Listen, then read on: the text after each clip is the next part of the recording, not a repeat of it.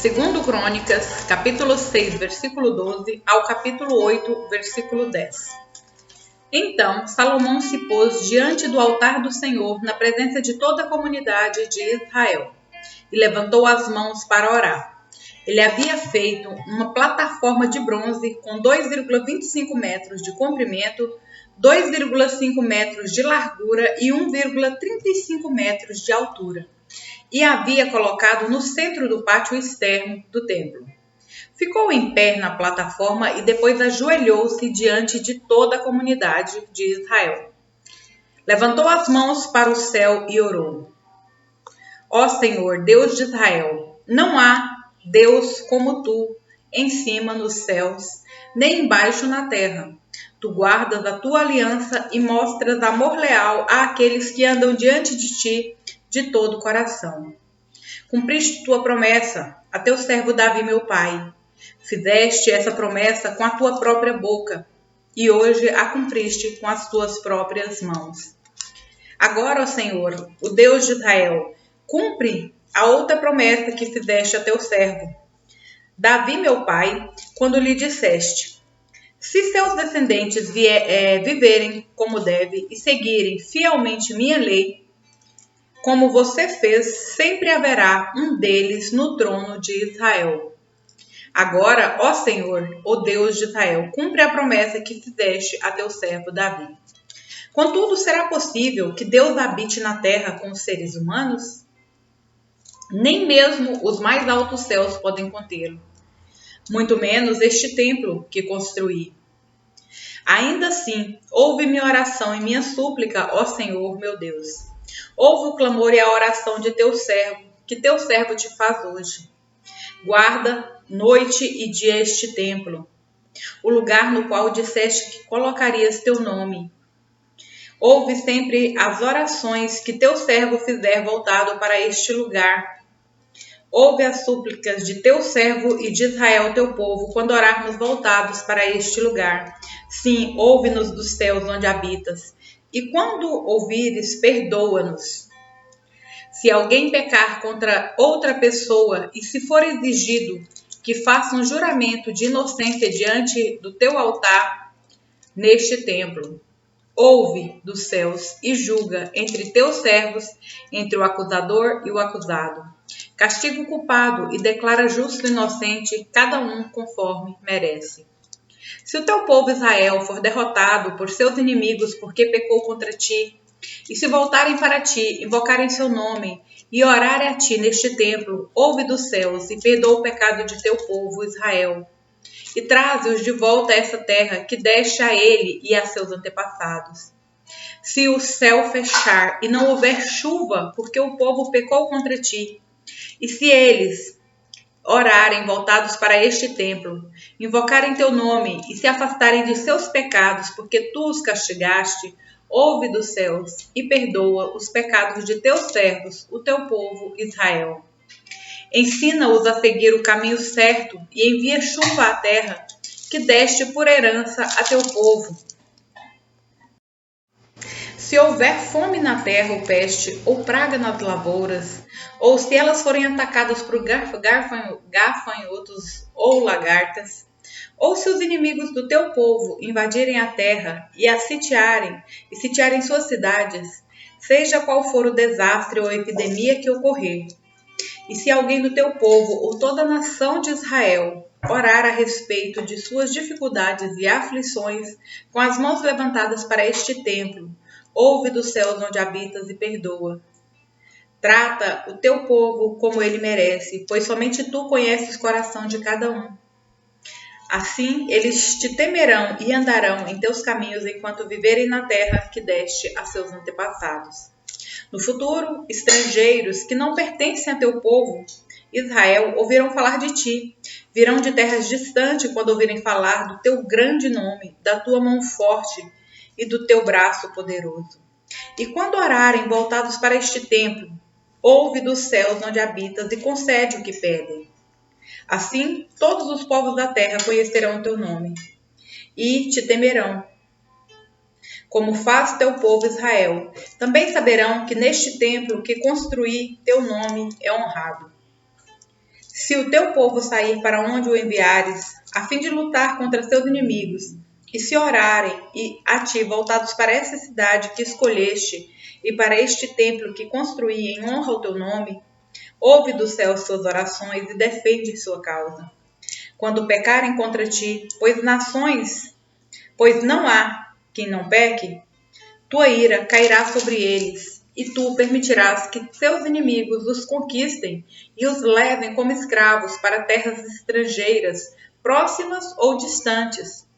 Se caírem em si nessa terra de exílio e se arrependerem, suplicando-te, pecamos, praticamos o mal e agimos perversamente.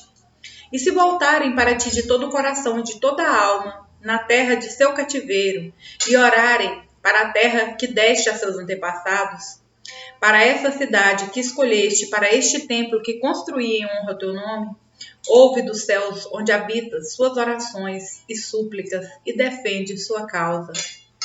Perdoa teu povo que pecou contra ti. Ó meu Deus, olha e ouve atentamente todas as orações feitas a ti neste lugar. E agora levanta-te, ó Senhor Deus, e entra neste teu lugar de descanso, junto à arca, o símbolo de teu poder. Estejam teus sacerdotes, ó Senhor Deus, vestidos de salvação. Alegrem-se de teus servos leais em tua bondade. Ó Senhor Deus, não rejeites o rei que ungiste. Lembra-te do teu amor leal, por teu servo Davi. Quando Salomão terminou de orar, desceu fogo do céu e queimou os holocaustos e sacrifícios, e a presença gloriosa do Senhor encheu o templo.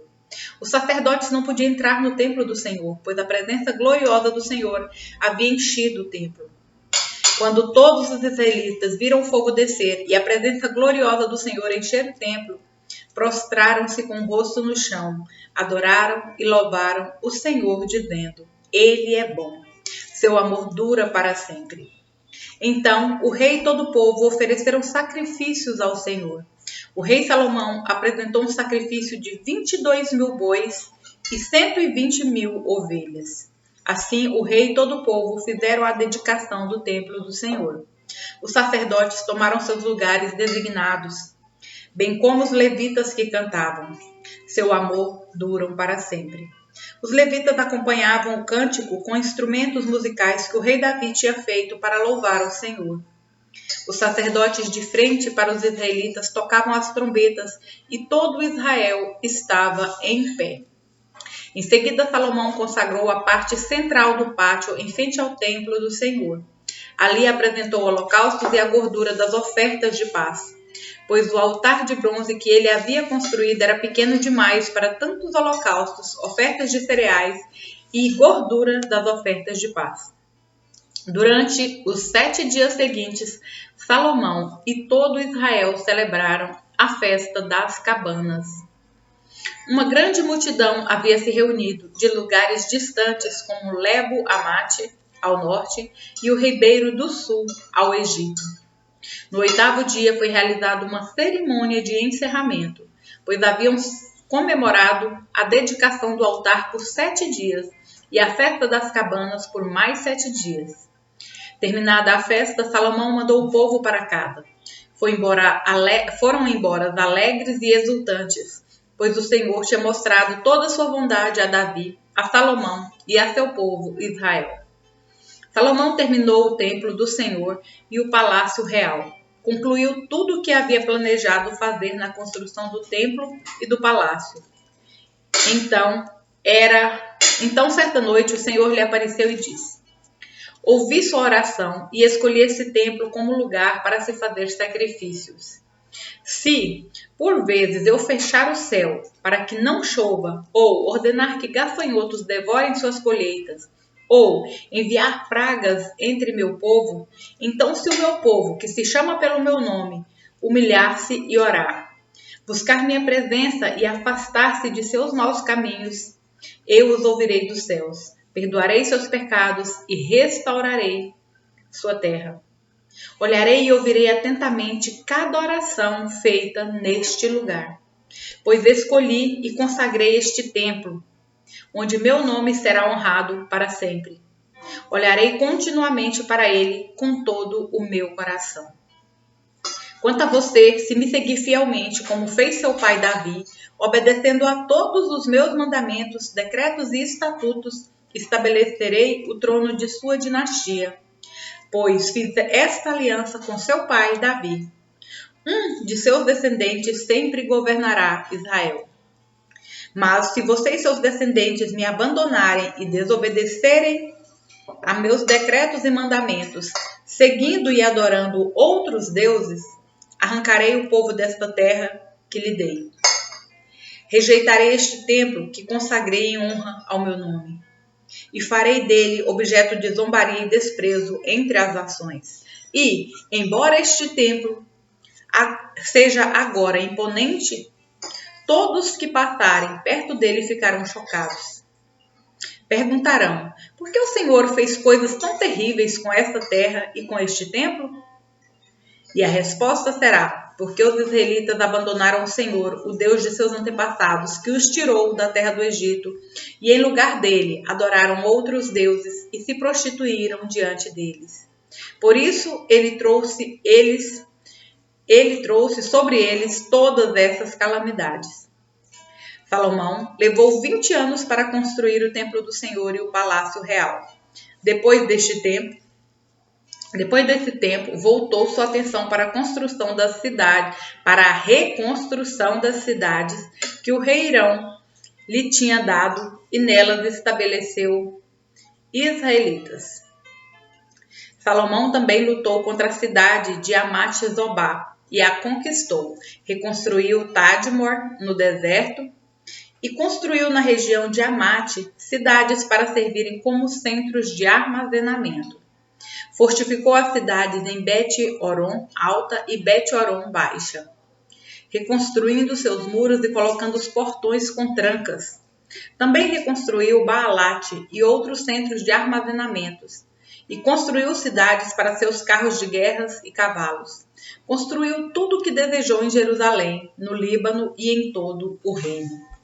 Ainda havia na terra habitantes que não eram israelitas: hititas, amorreus, ferezeus, heveus e jebuseus. Eram descendentes das nações que os israelitas não haviam destruído completamente. Salomão os recrutou para trabalhos forçados, e é nessa condição que trabalham até hoje. Mas Salomão não recrutou nenhum israelita para trabalhos forçados. Eles os serviam como soldados oficiais de seu exército, comandantes de carros de guerra e cavaleiros. Nomeou 250 oficiais para supervisionarem os trabalhadores. Romanos, capítulo 7, versículo 14 ao capítulo 8, versículo 8. O problema não está na lei, pois ela é espiritual e boa. O problema está em mim, pois sou humano, escravo do pecado. Não entendo a mim mesmo, pois quero fazer o que é certo, mas não o faço. Em vez disso, faço aquilo que odeio. Mas, se eu sei que o que faço é errado, isto mostra que concordo que a lei é boa. Portanto, não sou eu quem faz o que é errado, mas o pecado que habita em mim. E eu sei que em mim, isto é, em minha natureza humana, não há nada de bom, pois quero fazer o que é certo, mas não consigo. Quero fazer o bem, mas não o faço. Não quero fazer o que é errado, mas ainda assim o faço. Então, se faço o que não quero, na verdade não sou eu quem o faz, mas o pecado que habita em mim. Assim, descobri esta lei em minha vida. Quando quero fazer o que é certo, percebo que o mal está presente em mim. Amo a lei de Deus de todo o coração. Contudo, há outra lei dentro de mim que está em guerra com minha mente e me torna escravo do pecado que permanece dentro de mim. Como sou miserável, quem me libertará deste corpo mortal dominado pelo pecado? Graças a Deus, a resposta está em Jesus Cristo, nosso Senhor. Na mente, quero de fato obedecer à lei de Deus, mas por causa da minha natureza humana, sou escravo do pecado. Agora, portanto, já não há nenhuma condenação para os que estão em Jesus Cristo, pois em Cristo Jesus, a lei do Espírito que dá vida os libertou da lei do pecado que leva à morte. A lei não era capaz de nos salvar por causa da fraqueza de nossa natureza humana. Por isso, Deus fez o que a lei era incapaz de fazer, ao enviar seu Filho na semelhança de nossa natureza humana pecaminosa e apresentá-lo como sacrifício por nosso pecado. Com isso, declarou o fim do domínio do pecado sobre nós, de modo que nós, que agora não seguimos mais nossa natureza humana, mas sim o Espírito, possamos cumprir as justas exigências da lei. Aqueles que são dominados pela natureza humana pensam em coisas da natureza humana, que são controlados, mas os que são controlados pelo Espírito pensam em coisas que agradam o Espírito. Portanto, permitir que a natureza humana controle a mente resulta em morte. Mas permitir que o Espírito controle a mente resulta em vida e paz. Pois a mentalidade na natureza humana é sempre inimiga de Deus. Nunca obedeceu às leis de Deus e nunca obedecerá. Por isso, aqueles que ainda estão sob o domínio da natureza humana não podem agradar a Deus. Salmos, capítulo 18, versículo 1 ao 15. Eu te amo, Senhor. Tu és minha força. O Senhor é minha rocha, minha fortaleza e meu libertador. Meu Deus é meu rochedo em quem encontro proteção. Ele é meu escudo, o poder que me salva e meu lugar seguro. Clamei ao Senhor, que é digno de louvor, e Ele me livrou de meus inimigos. Os laços da morte me cercaram. Torrentes de destruição caíram sobre mim. A sepultura me envolveu em seus laços. A morte pôs uma armadilha em meu caminho. Em minha aflição clamei ao Senhor. Sim, pedi socorro a meu Deus. De seu santuário ele me ouviu. Meu clamor chegou a seus ouvidos. A terra se abalou e estremeceu. Tremeram os fundamentos dos montes, agitaram-se por causa de sua ira. De suas narinas saiu fumaça, de sua boca fogo consumidor. Brasas vivas saíram dele. Ele abriu os céus e desceu, com nuvens escuras de tempestade sob meus pés. Montado num querumbi, parava sobre as asas do vento. Envolveu-se num manto de escuridão, em densas nuvens de chuva. Nuvens espessas escondiam o brilho ao seu redor e faziam chover granizos e brasas vivas. O Senhor trovejou dos céus, a voz do Altíssimo ressoou. Em meio ao granizo e às brasas vivas, atirou flechas e dispersou seus inimigos, lançou muitos raios e os fez fugirem em confusão.